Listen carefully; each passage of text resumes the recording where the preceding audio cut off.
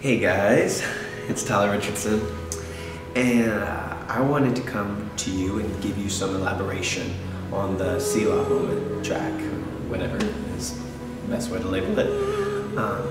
Basically how that happened was we were at a conference at the Ramp, and it was the last service of the last night. It was a Saturday night, and this was in the summer, and the service was pretty much done.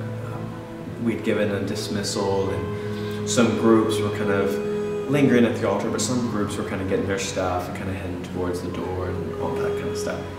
And one of our team members at the Ramp, named Micaiah Westler, great musician, great songwriter, awesome dude, was just playing Pat. It was just simple, it wasn't elaborate, it was just a very simple moment, just soaking in the presence of God. And just what he had done in that conference, and I got this very strange feeling. I never really had anything like that happen before, and I just kind of felt like I was supposed to do this singing thing on the mic. I'd never done anything like that. For most people who even really know me, I don't like in situations that I'm not too comfortable just grabbing the mic and doing something. Like if it's a scenario where, you know, I have the mic, a lot of times it's a lot more comfortable to kind of step into that role and just kind of be a little more bold and something you feel like you need to do. But at the Ramp, it really wasn't like that. I don't grab the mic whenever I want and be like, yo, let me tell you what I'm feeling. I just, you know, I mean, once in a blue moon, you know, maybe a word or something like here and there, but not anything like that. So I just couldn't shake it. I just felt like I needed to do it. And so I went to Micaiah and I said, this is what I said. We've laughed a lot about this a lot. I don't know why I use this terminology, but this is just what I said. I said, Micaiah, I think I have an unction. I don't know if this is going to work. This could end up being horrific and just very awkward. But I feel like I'm supposed to do something, so just keep playing. I'm gonna grab a mic and feel like I'm just gonna try something. And he was like, yeah, do it. So I go to the sound booth and I tell him, I was like, I don't really know how to explain this to you, but I'm gonna get a mic and we'll sing on it. I'm not exactly sure what I'm gonna do or how long I'm gonna do it or anything like that. Just get a mic, load it with effect and whatever you want to load it down with. We're going to see what happens. They were very confused. And so I go and I sit beside Micaiah while he's playing, and I just kind of put the mic on a stand and I just start doing what I feel like I'm hearing. And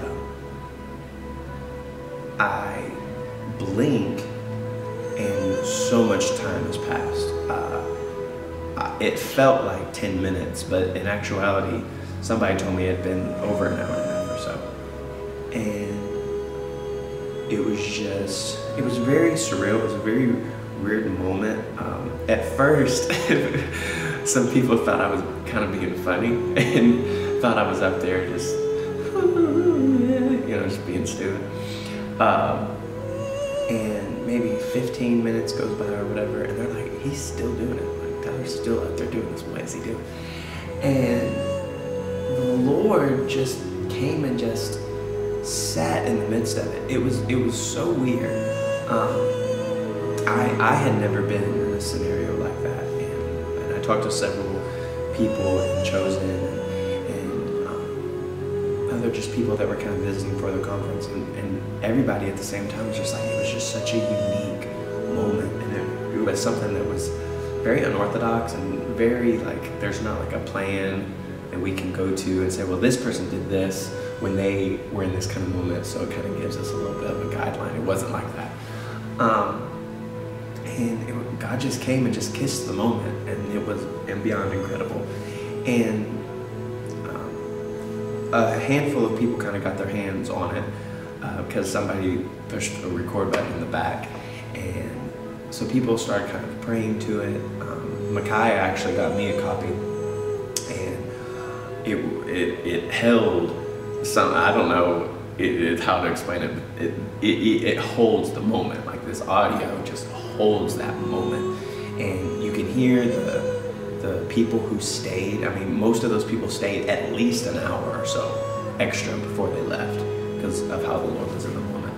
And I loved it because I'm all about moments where God just shows up and we just give him space to be who he is, to fill in gaps that we don't know how to fill in, to answer questions that seem unanswerable, and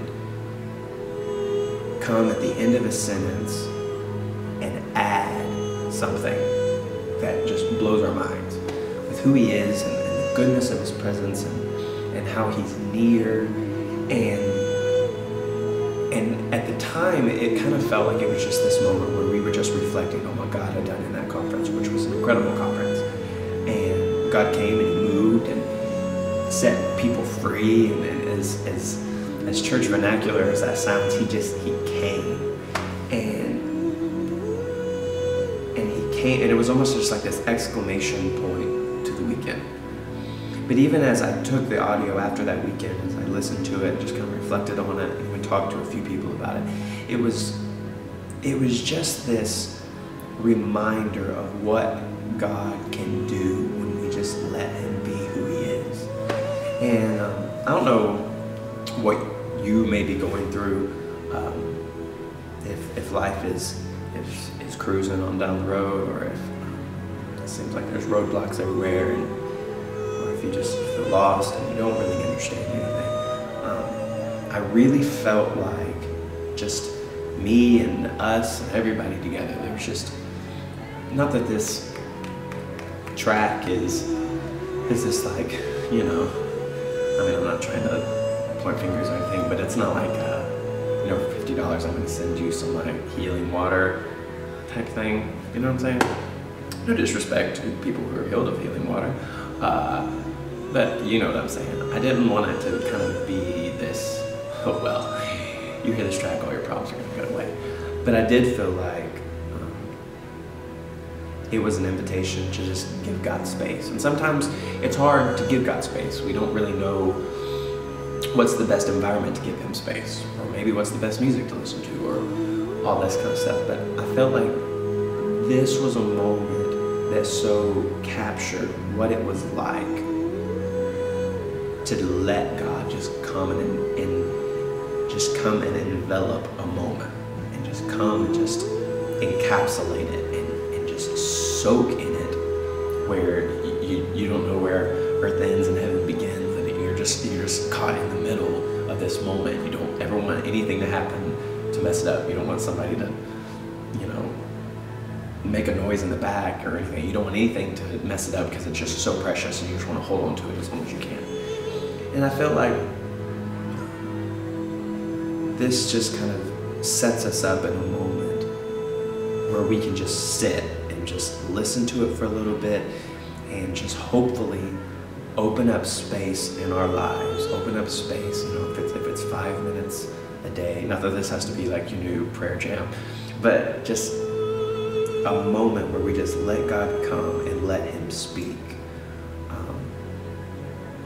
And not only let him speak, but just dare in ourselves to really believe that what he's saying, he is saying on purpose.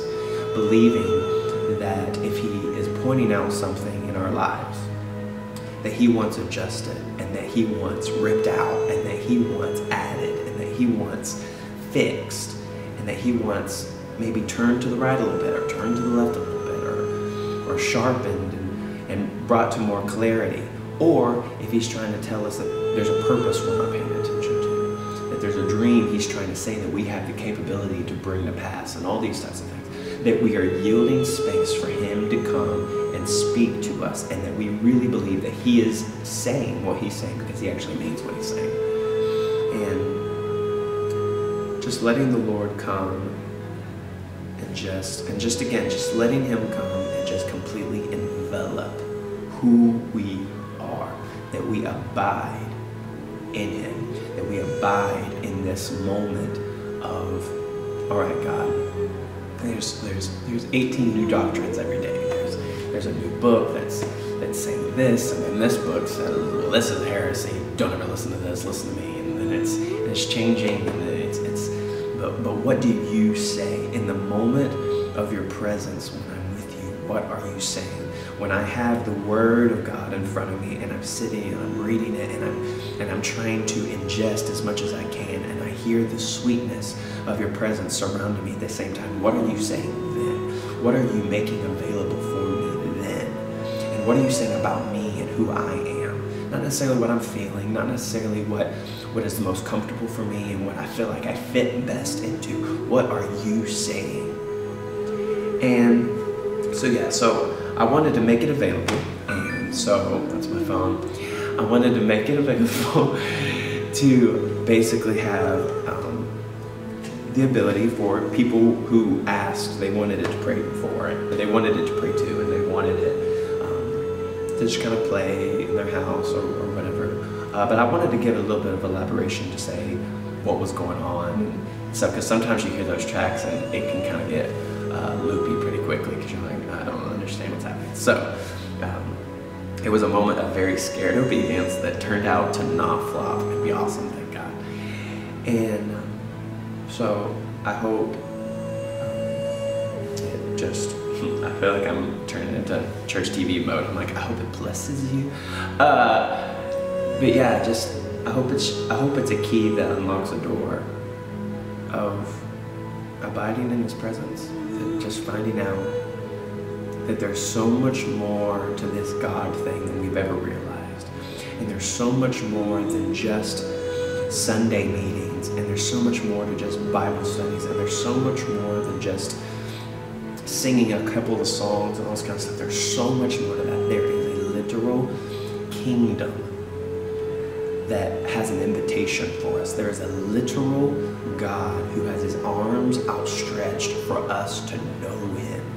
And I think we all need to take a chance on that. And I think we all need to take a little bit of a bigger step than maybe those around us take, or that we feel comfortable taking. And when we take that step, let Him have the space to really speak what He wants to speak, and just believe that He's saying that on purpose. So yeah, so I hope you enjoy it.